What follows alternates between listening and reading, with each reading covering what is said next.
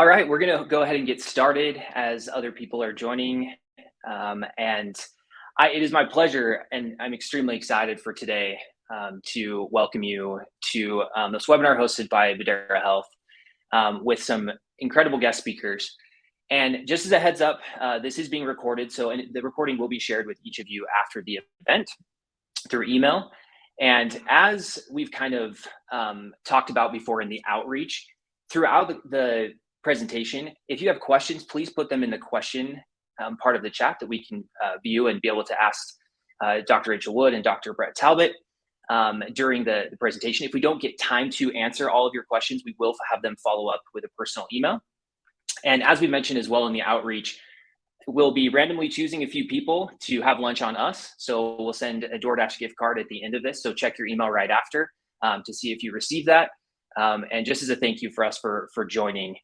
In order to do that, please, you need to participate and obviously be present for the event. And so we'll pick a few people that will be able to have that opportunity. So to officially get started, I think I need to introduce our two panelists today. And I have a personal relationship with Rachel. She's phenomenal. And I'll introduce her first. Rachel is the Vice President of Learning Systems for Discovery Behavioral Health. She's a licensed clinical psychologist in the behavioral health field for more than 20 years. She's provided direct service for children, adolescents, and adults in various levels of care, including outpatient, intensive outpatient, and partial hospitalization programs, subacute residential, and acute inpatient. During her time at Discovery, Rachel spent many years overseeing the admissions and payer relations department, where she implemented nationwide medical necessity level of care guidelines and drove Discovery's national insurance contracting efforts.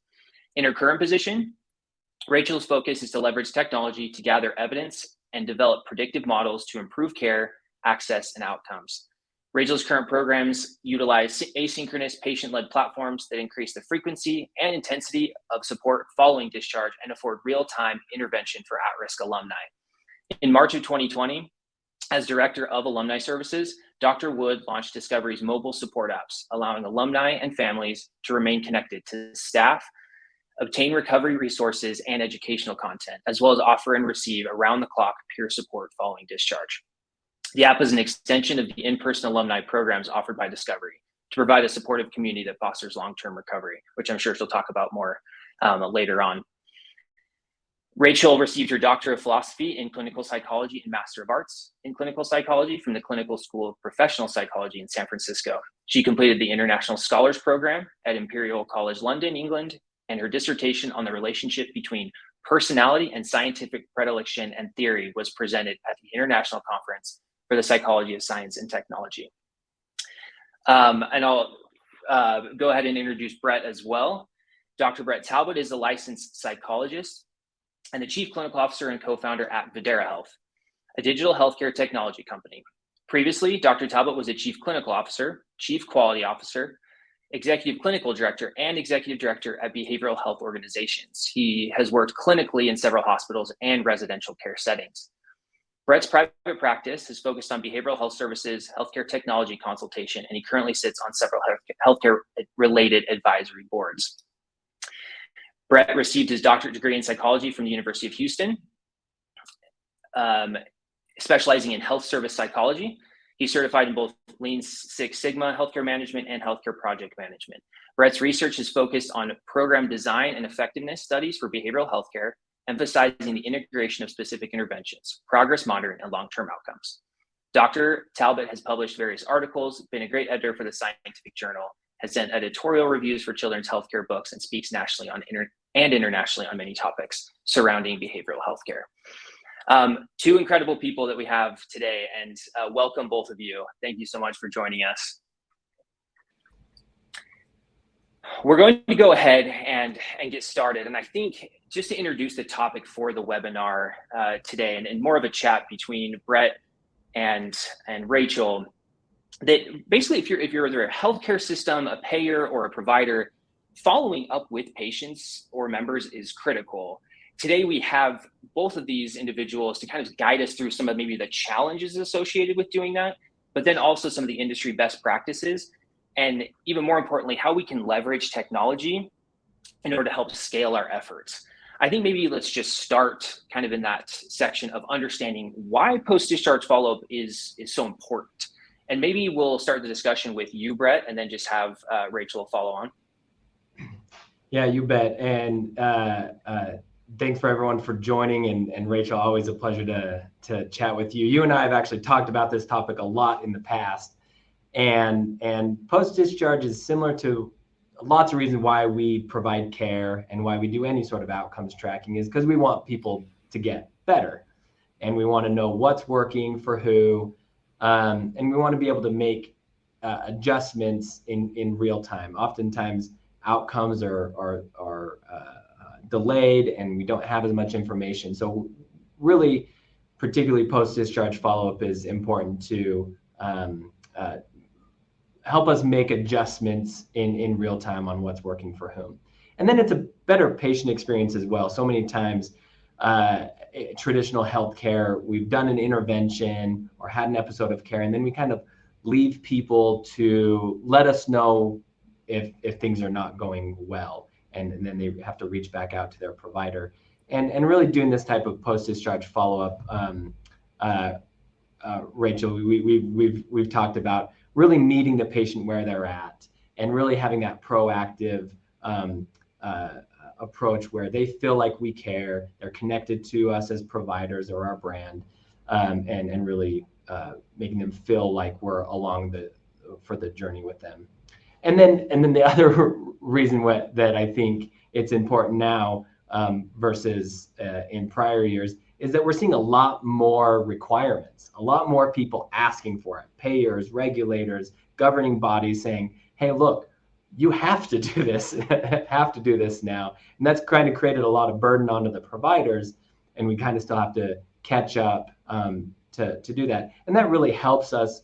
It's been a painful transition for some, but it really is towards the right thing to do in terms of following up with patients, knowing what's going on. You think of like a knee surgery. After you have the knee surgery, we want to make sure can you walk? Can you bear weight on it? And in behavioral healthcare, we haven't just historically done quite that. What's working, what's not working. And that allows us to meet critical quality measures, stay compliant, increase funding, things that are really allow us to provide more care and meet the patient where they're. A couple of things that kind of come to my mind as far as why post-discharge follow-up has always been important, but more critical now than ever.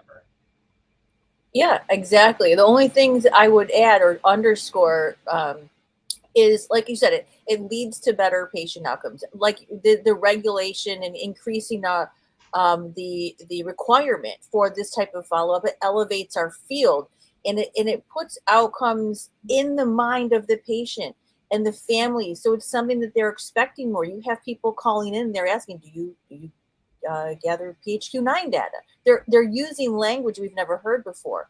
But yeah, simply put, it leads to better patient outcomes. We know that the risk of relapse is highest in the first year following treatment. So we know that, during these transitions and levels of care or discharging from a highly predictable, structured setting to an unpredictable environment, or back to school or back to work, back to relationships that can be challenging. That's typically where patients struggle. So by tracking our patients' progress and their needs after discharge as they arise, we can determine who needs the support, when, and the nature of the support that they need. And I don't have to tell you this, research has shown that, patients that are hospitalized are less likely to readmit if they're contacted as part of a follow-up program. If you're an in-network provider, this is why payers ask you to gather those HEDIS measures, those 7 and 30-day follow-up metrics. They want to know, did their member make it to their aftercare appointment? Did they make it to an outpatient provider? And that's because follow-up, or lack thereof, is directly related to readmission, perhaps specifically readmission to a higher level of care. 20% of those readmissions can likely be diverted in patients with, high comorbidities, chronic conditions, if they're contacted by the provider within 14 days of discharge. So Just that's the only thing I would kind of add or underscore.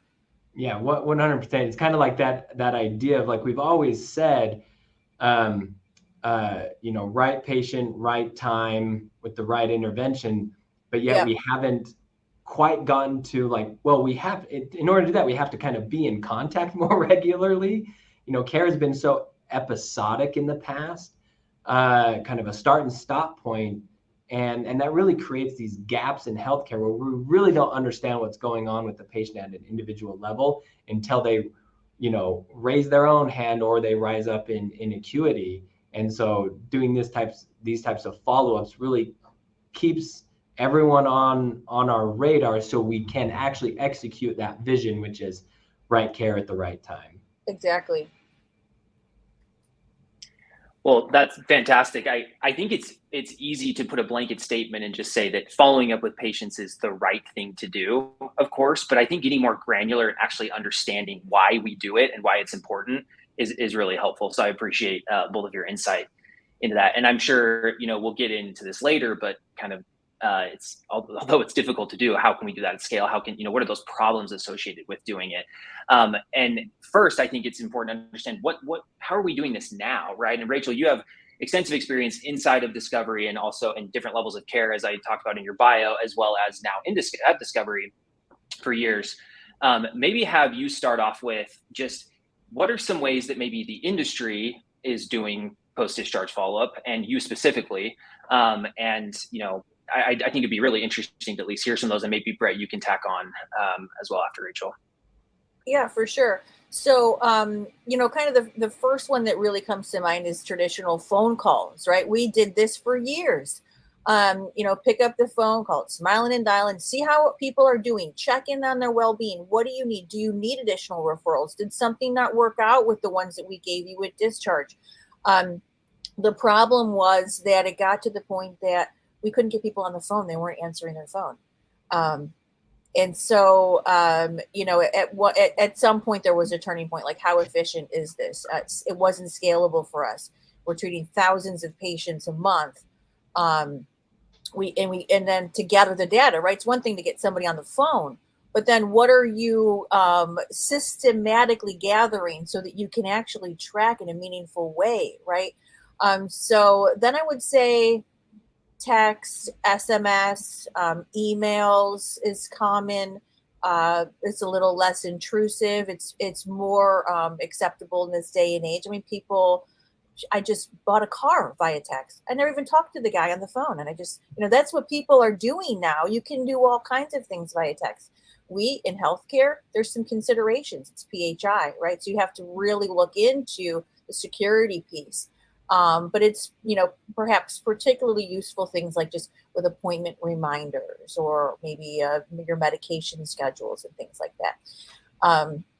And then I would also say, in this day and age, telemed, right? Telehealth as a way to track and follow up on progress post-discharge. It's convenient. People are more accustomed to it in the past few years. You can get more clinical data. I think some of the barriers with that is that you are using high resource, you're using clinicians. You're using some of your higher priced resources rather. And many providers with the demand right now and the issues with access in our industry are really just trying to treat the people in front of them, right? And we're just trying to allocate enough resources for people in front. So we were really looking for a scalable solution where we can stay in touch regularly with all of our patients. So yeah, those are some of the more, traditional or current methods that come to mind. Yeah, I agree, Rachel, that this idea that historically as providers, we've had patients come to us. You come to us and we'll treat you. And then we started kind of getting into these other things like, okay, well, we'll call you. But when we call you, it's during work hours. It's when we work. And that means that they're working usually too, so they can't pick up the phone. So national rates for like phone calls are like 1% to 3% pickup rates. Text messages, you get a little bit more asynchronous. You get a little bit more like, we'll respond when you can. But even those are lower pickup or engagement rates. And I like that you mentioned that we're actually limited on how much data we can get over those types of interactions, just because of the security, as well as just how much you can, it's not a clinical interview. It's just some basic information back and forth. I'd add, I've seen some people go as far as being like, okay, if we really want to know what's going on, we're gonna go all the way to the house. And so you have people doing these really high touch, white glove home visits where we'll send a nurse, we'll send somebody to your home. And you get a lot of information there, but obviously not scalable, very expensive. We start seeing more devices, home monitoring, cameras, remote patient monitoring devices in the home. So we started seeing more to try to kind of keep in touch with patients. I'd say another advent in the industry, which I think is kind of a double-edged sword, is as we started to use EHRs and EMRs, which was primarily for us as clinicians to document our treatment. We started creating patient portals where we say, hey, if you need something, or if I need to communicate with you, I'm going to message it there. It's secure. It's all in one place. But really, the engagement rates even on patient portals is limited because they're forgetting their usernames, they're forgetting their passwords, and we can share some test results, share some educational materials, but it's really not, hey, how are you doing? What's working and what's not working? What was a struggle this week, and how can we shift that this week to have a better week next week? And so then we had this whole push of like, okay, well, we're just going to send out a bunch of surveys then. We're going to send out patient satisfaction surveys. We're going to send out clinical assessment surveys and all of these things. And we sent out a survey for every single thing we wanted to know about. And then in the industry, really the patients kind of showed us how that was working by saying, hey, I really am just not going to fill all these out.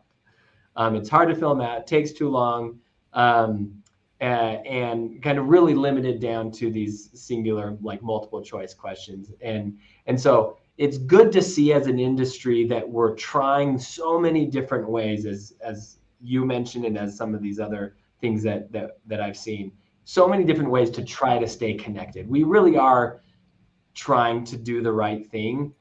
Still just kind of so many challenges still exist with this type of follow-up care and individualized patient-centric approaches where, again, it's not you come to us, but we'll come to you, but we're still trying to figure out how to do that effectively and at scale.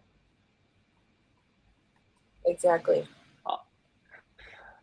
Awesome. Thank you both. And I think, going through all of these list of items, so many organizations are using different methods, to your point, Brett, trying to figure that out. And, with varying levels of success, depending on populations and so forth. And so maybe it would be helpful. I know we, like I said, peppered in a couple of the difficulties associated with each, but Brett, maybe you could just summarize, I'll keep it with you, and just summarize maybe those challenges with those methods. And then I think we can move on. Yeah. And Rachel can kind of, correct me if I miss something there, but I think one of the themes throughout some of those is just engagement. Mm-hmm. Our consumer, our patient is now used to something that's so much more convenient for them. Meet me where I'm at, accommodate everything I need in order for me, all the stars align, all the right things for me to put effort into this. And so across all of these kind of more traditional methods, we haven't quite caught up with that sort of attitude or that expectation from our consumers, the patients or the members, of how to engage them. So it's a constant struggle across many of these methods to get them to engage, and how and why, and their schedule and our schedule, and what method do they prefer. Some may prefer a call, some may prefer text, or maybe even their acuity, what they're being treated for may necessitate a different type of method. And then the complexity of what the clinical decisions we're trying to make may require a greater amount of information than a simple just kind of check in. Did you get your meds filled? Did you get your appointment done? And so, patients and members will typically take the path of least resistance. and we know that there's like a portion of our patients who just aren't going to engage no matter what we do. They won't do anything that we tell them to do. But there's the bulk of our populations want to be helped, are seeking help, are seeking more consistent touch points for them to stay on track. And we are now just still trying to catch up. So engagement, I think, is a big part on the patient side. We have to do something different in order for them to engage. Absolutely. Yeah. And on the provider side, in order to do that, to meet them where they're at in this individualized way, we don't have enough people to do that. We're already short-staffed. We're already struggling. We already have wait lists. And so we need, traditionally, in these traditional methods, it's very human-powered. We need more people to do it than we have people available to do it. And that's where I think, portals tried to do that, automated text. I think technology is the way to kind of address that. And then I think that maybe the last theme that I think kind of exists is that there's some inconsistency across these things. When you have humans doing this, and often they're paraprofessionals, not the clinicians doing it because that's too expensive. These paraprofessionals are very inconsistent about the information we're gathering, whether that's a phone script or a survey that we're sending out. Oftentimes, systems that I've worked with will do that well for a portion of time because they have a really good person in charge of it and championing it. Then there's turnover, and then we don't follow up very well for another 6 months, and then we try to get back on the horse and do it. So we're pretty inconsistent, pretty inefficient, and not really meeting the patients where they're at quite yet.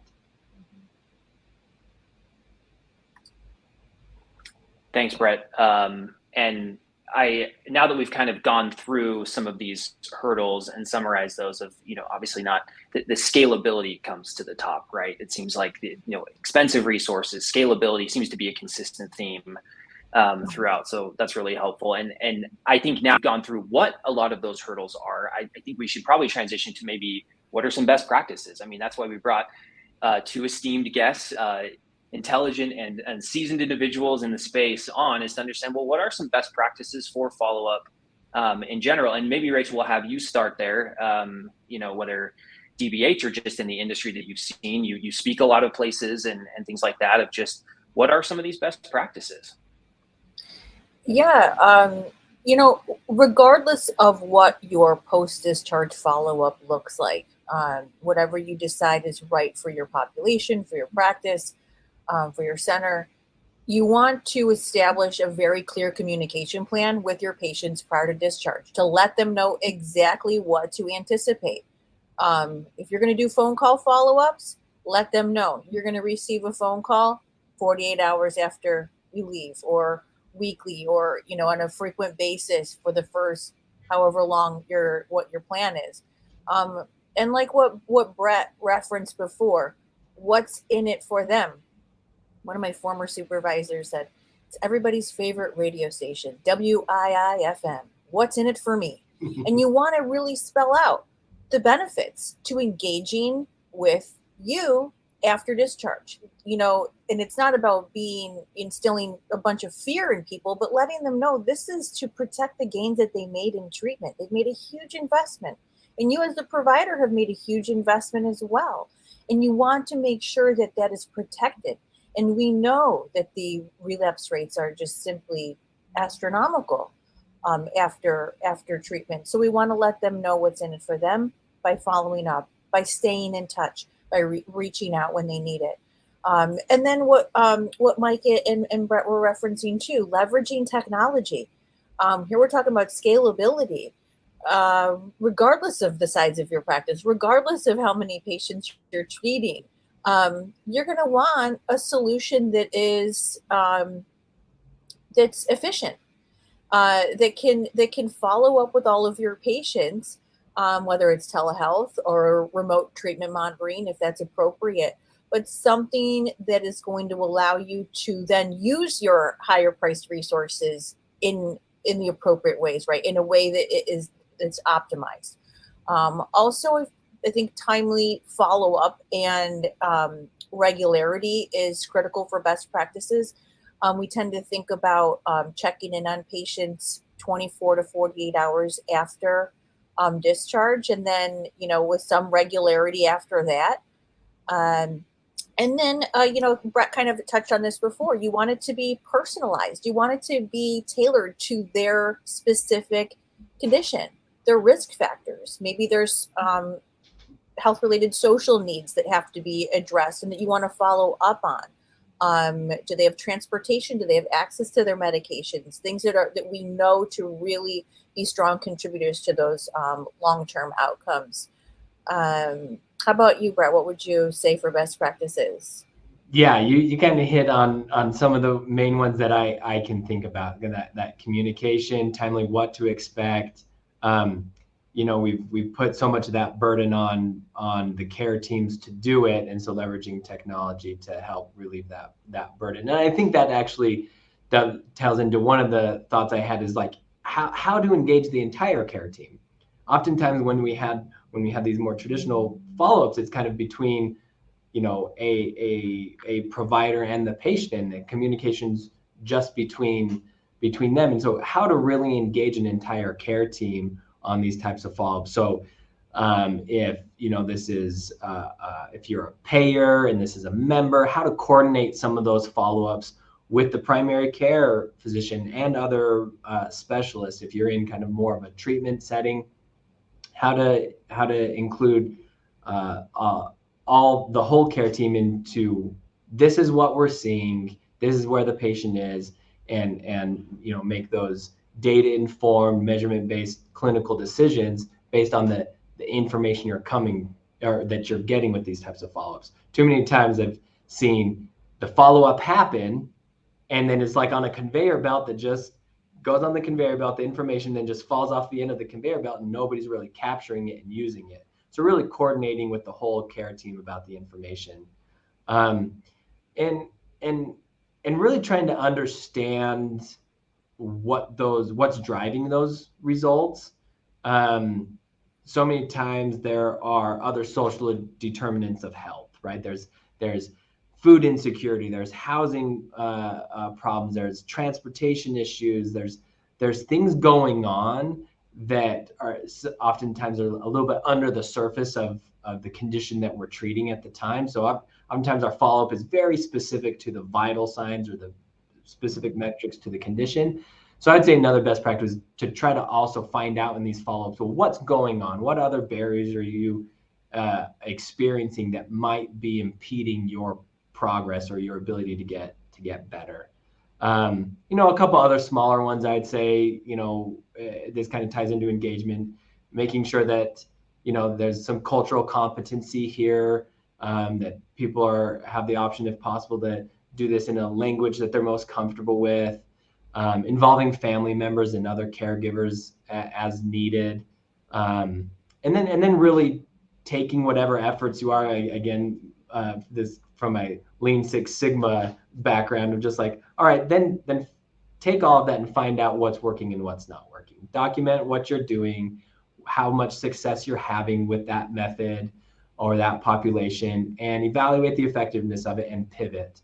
It's not just kind of set a process in place and just let it run for forever. It's really finding out what's going to work for your practice, your population, where your patients are, your members are, and adapting your follow-up to meet their needs.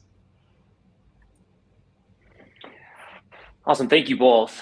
This is probably a good time, since I neglected to say at the beginning, we've already had some questions come in, so people already figured it out without me saying it. But if you have any questions, please put them in the question section so we can review them. And I actually there is a question, looks like more towards Rachel specifically. Rachel says, at Discovery, what is your current process in educating patients before discharge? we've historically struggled with that, and discharge always seems to be hectic. We're always looking for ideas on how to get better. Yeah, it's such a good, important question. And us too. It really depends on the program. We have 150 plus locations across the country, and some are absolute champions at this in terms of, the day of actually prior to admission, letting people know what the follow-up program is, right? And then on admission, letting patients know what the follow-up program is going to look like, and all throughout treatment, and then the discharge planning group, and then you have your discharge session. So that is the absolute standard that we are striving to across the board. And then just because of our volume, it's just trying to elevate all of the programs to get to that standard. And so you want to have those touch points, I think, throughout the journey. And the programs that do it have, Captain Obvious here, the highest levels of engagement post-discharge. It matters. It's what works, is that education piece. So yeah, thanks for the question. I hope I answered it.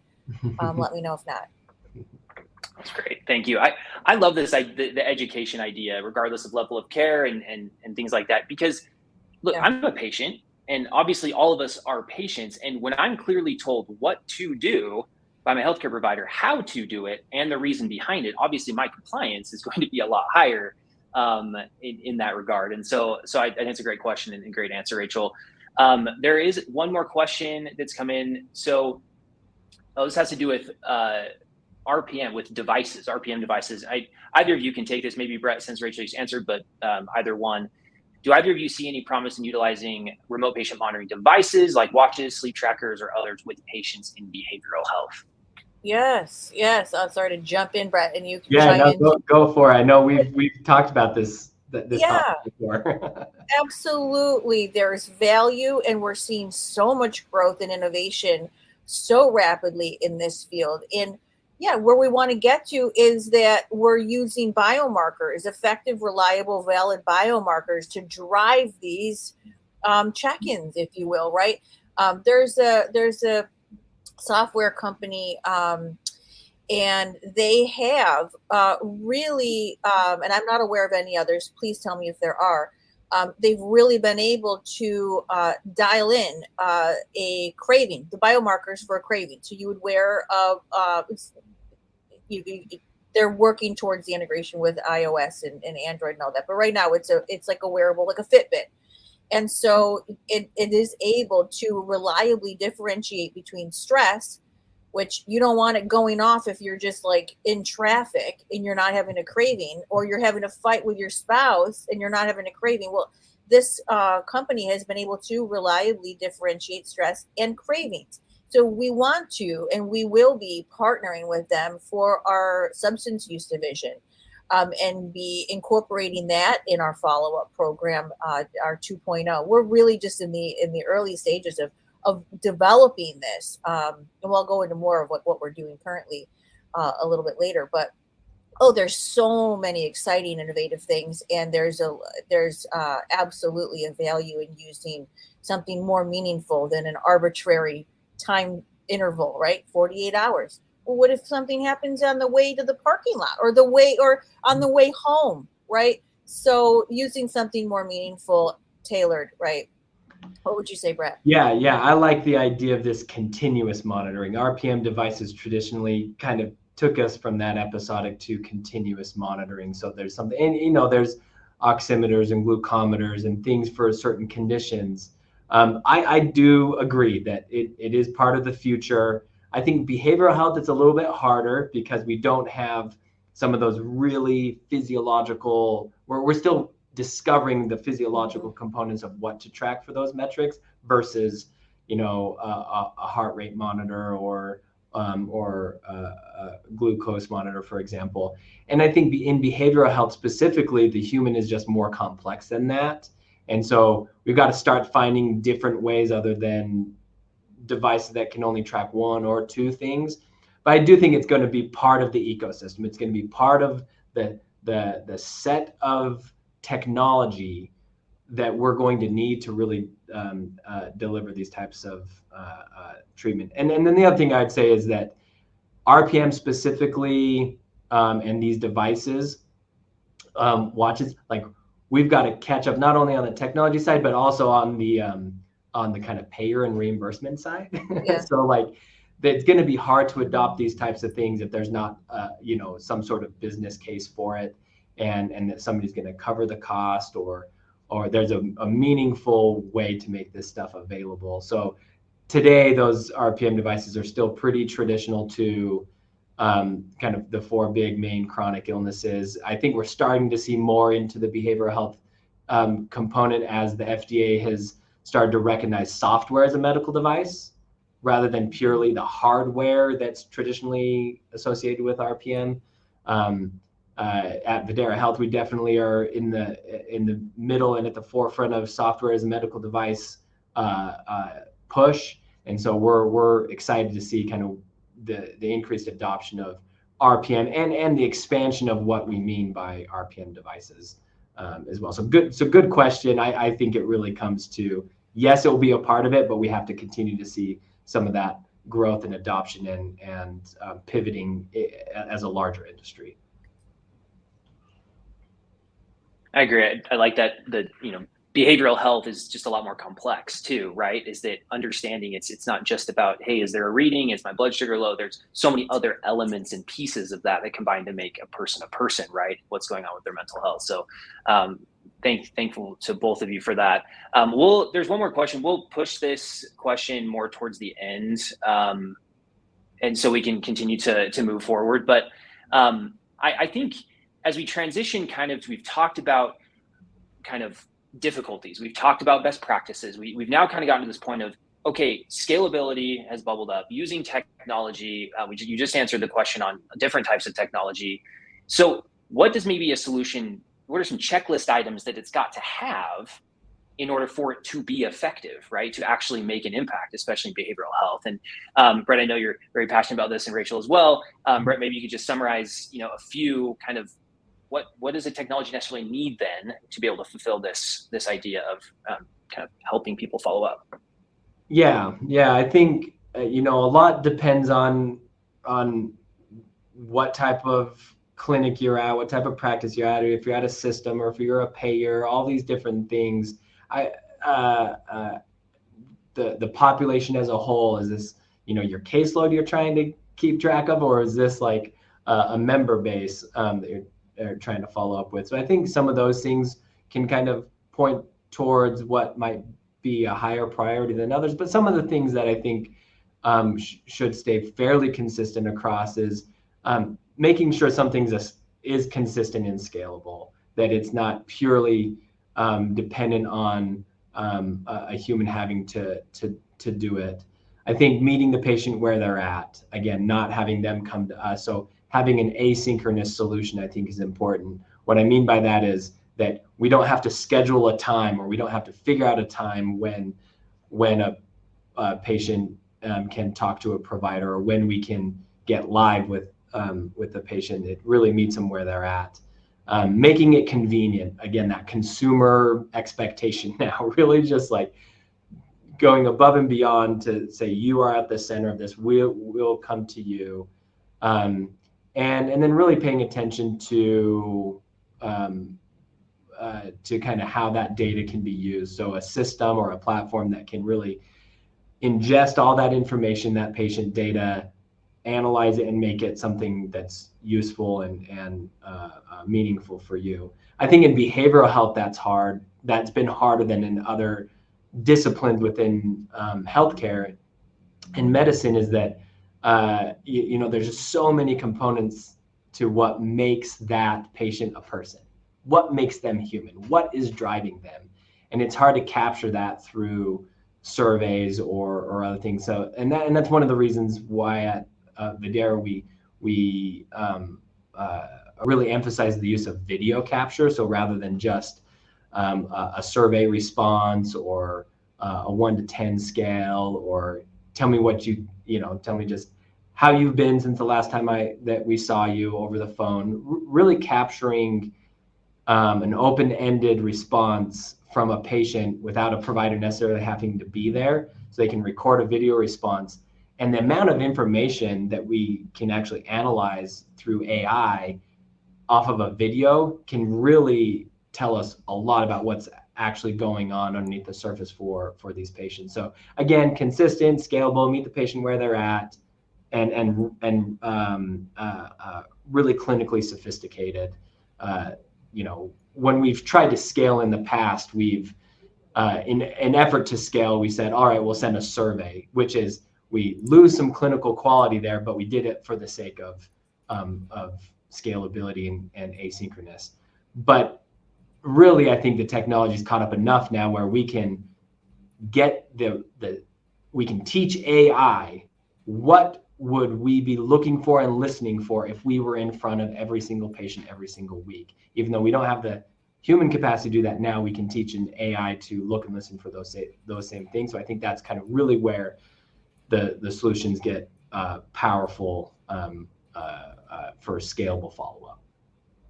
Rachel, anything that you'd add there for definitely check items when people are trying to decide how to go about methodology for follow-up? I mean, I feel like you nailed it. You covered all of the I really do. I mean, I really do. And I'll also, I think I want to be mindful of the time. I'll share some more of the specifics about, what we were looking for and what was driving us for a particular solution for post-discharge follow-up. Later when I go into the discovery thing. Yeah, that's fair. And I think that's kind of where we really connected, Rachel, when we met, was just this unified approach of just the reason we started Videra, the reason you had this big push at DBH was to really see more patients, more of the patient when there's not enough providers to see them. So how do we really put them at the center, see them when we need to see them, but with the constraints that we do have, and how do we leverage technology to do that? Yeah. That's great. I think maybe that's a good transition point, Brett, being mindful of time. Maybe we just do a quick, just so we've alluded to the idea of what Videra is doing and kind of some of the video and AI capabilities. Maybe it'd be helpful just to really quickly show so people can get the context of what it is. And then I mentioned the video, which is probably the more kind of newer, innovative way of kind of trying to do these. So I think we have a potentially just a short video clip queued up that kind of just explains a little bit of the next gen of post-discharge follow-up, the next kind of innovation of AI-powered video capture.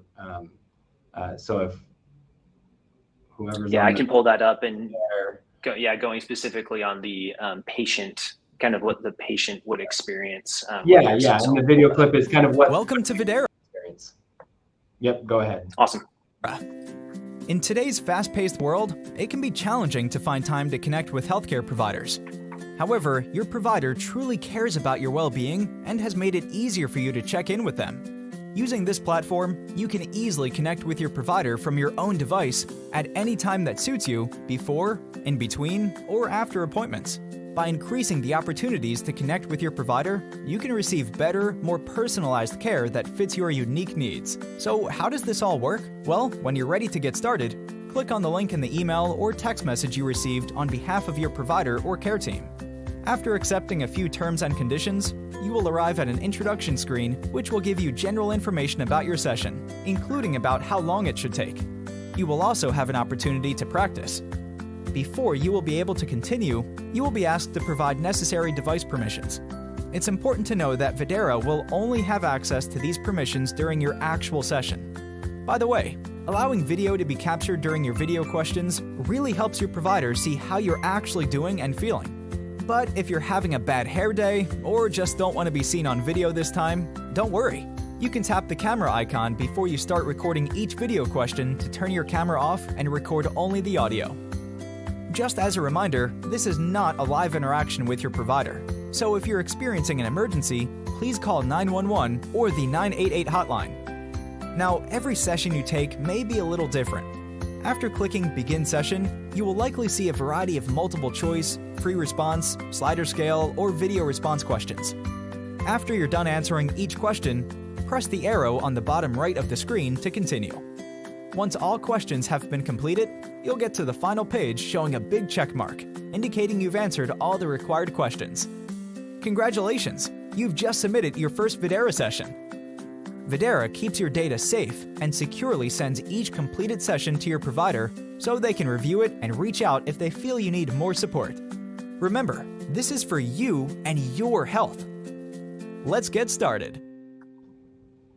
Yeah, so in short, you can kind of see like really trying to leverage technology to meet patients where they're at, address their privacy and security concerns, address all these different things, and really get as much data about the patient with as little interaction as needed. And what's powerful about video capture is if we can get 30 seconds of video, we can do language analysis, voice analysis, facial analysis, movement analysis.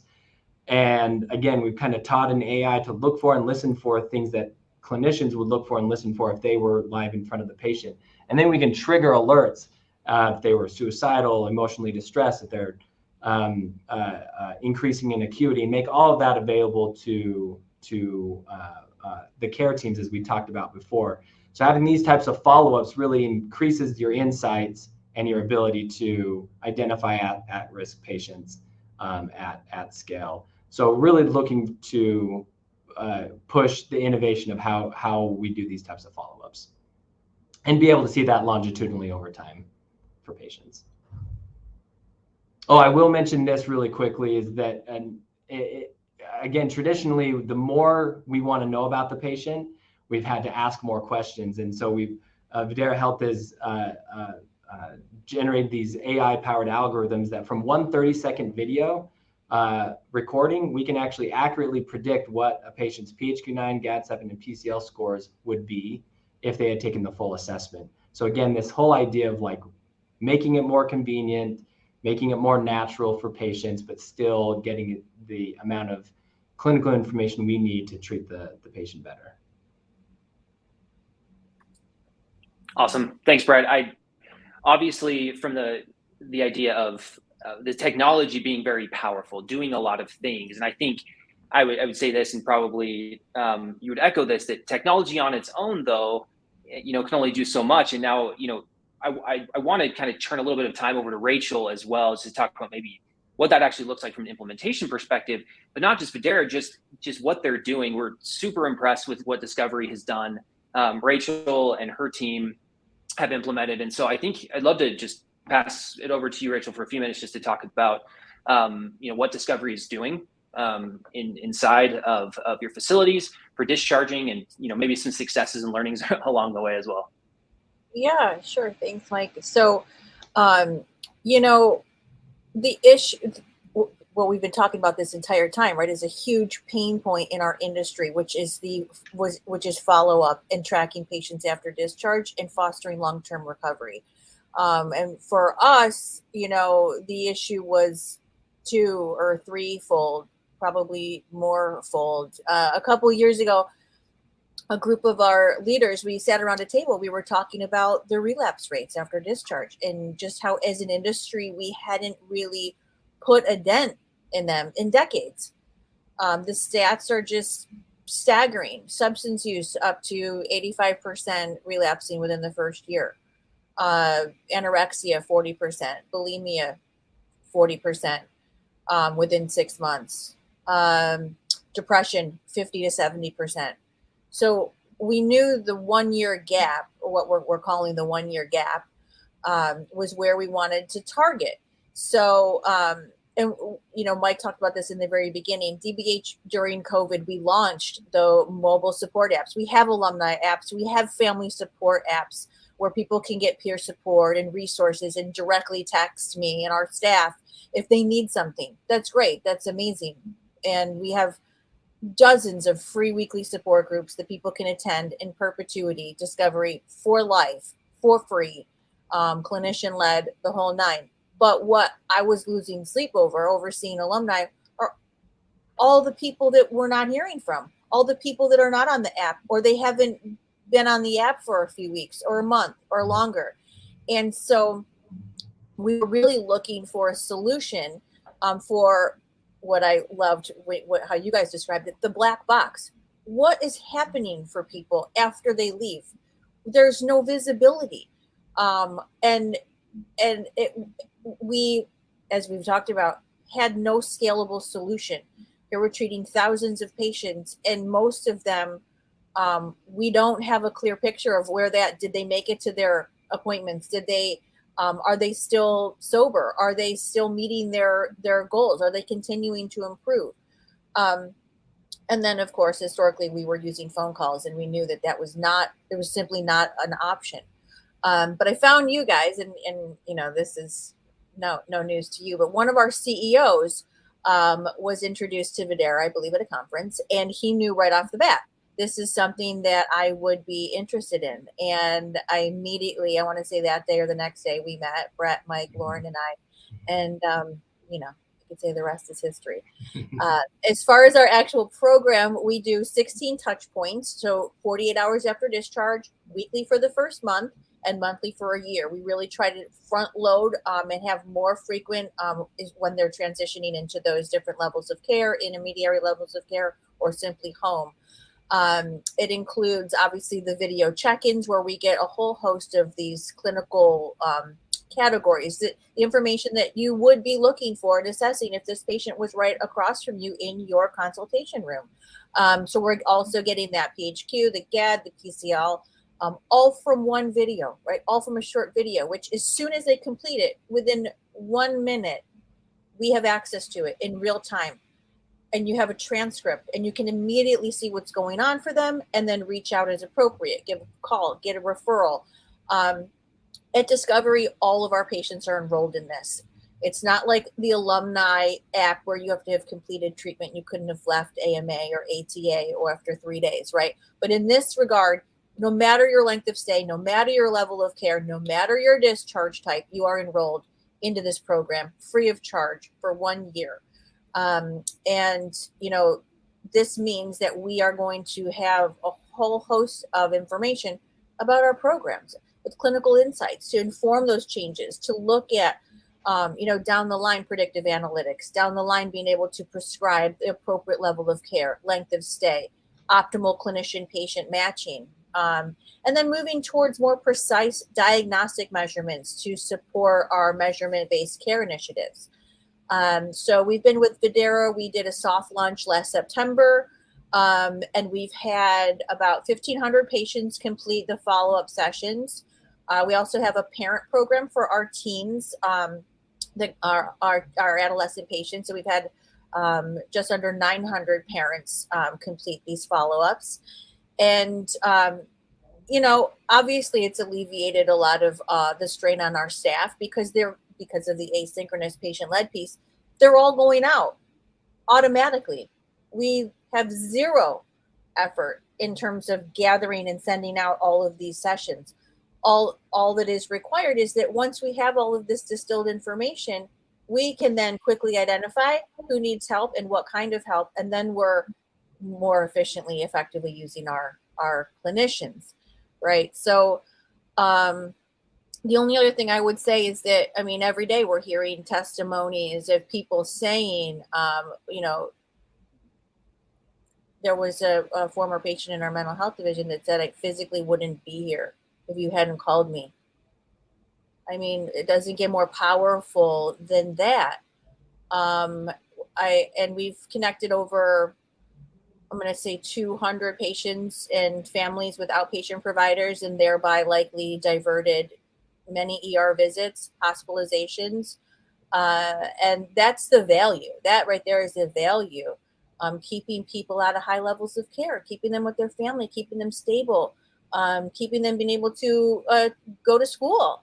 That functional piece that, a lot of us talk about symptom reduction, but this is also tapping into function and restoring function. And so you really get the visibility into how your patients are doing, and you can track with these metrics in such an efficient way. You're not having them fill out several assessments. It's just gone are those days, thanks to seriously, thanks to you guys. So yeah, that's. I'd say it's been really inspiring, Rachel, to watch you and the team, take a technology and a tool and find out how to use it to better care and to reach out to patients. I get the privilege to hear some of those testimonials as they come in, and we feel privileged as Videra Health to like create a tool that's useful, but it's really you and your team that is doing the hard work on the front lines. And one thing I will mention as well is that one of those things of how it's efficient for you and the team is we ended up doing an integration with your EHR as well, so that we once a discharge date is in the system, our system will know, okay, enroll in a program and follow. So really, again, trying to alleviate burden for your care team so that you guys can focus on what you do best with it, which is treatment, and allow technology to help gather all that information and make it actionable for you. So definitely the past year been an inspiration and pleasure to see how you and the team have been improving lives with the use of technology. I would echo that. The entire Videra Health team gets kind of that through when a client like you, Rachel, gives those patient testimonials. We share them with everyone. We're very mission driven that way. And so we appreciate obviously that as well. We are getting very close to being done. There are a couple questions here. I will end with one question, and then I'm going to, as I promised kind of before, we will definitely have either Dr. Wood or Dr. Talbot follow up individually with you after for any of those questions. But I will just end with one question that actually either of you can answer this, but Brett, since I guess it's platform-based, you could. But it says, are the communications and engagements branded as our organization, or are they branded as Videra? Yeah, I mean, it's something that Rachel, you and I have talked about. So yes, these can all be branded as your clinic, your entity. So it's the follow-up is coming from you and kind of powered by Videra Health, but really trying to, again, put you in the forefront and develop the relationship between the provider and the patient to make sure that we're empowering you to provide better care. And it's about the patient, not about us. Rachel, I don't know, your experience about kind of what we've done on the branding side. Yeah, if a patient is leaving Cliffside Malibu, they get the link for their follow-up with Cliffside Malibu. And then when they click on it, they see, the branding that we've selected. And it's powered by Videra, so you do see some of that. But I think that people are used to that language in this day and age. We are not a software company. You are a software company. We did not develop this technology. We're leveraging it for our patient follow-up. So I think it's very intuitive, and it can be branded. You guys have been amazing to work with around that and completely accommodating. So appreciate that. Fantastic. Well, we are at time. Like I said, there are other questions. We'll also reach out to you. There are a couple people that we're going to choose that will be able to have lunch on us. So you'll be receiving those emails shortly as well. And with these follow-up questions, either Dr. Wood or Dr. Talbot, we'll sync up after and have them respond to you directly. But I just wanted to personally thank Rachel for joining us, as well as Brett, and to all of our attendees that tuned in. This will be available as a recording, which we will send out to you after. Feel free to share it with colleagues or anybody else that you think will be interested in hearing this content. And once again, we appreciate all of you joining today. Thank you so much. Thanks so much for having me. Thanks, Rachel. Thanks, everyone. Thanks, Brett.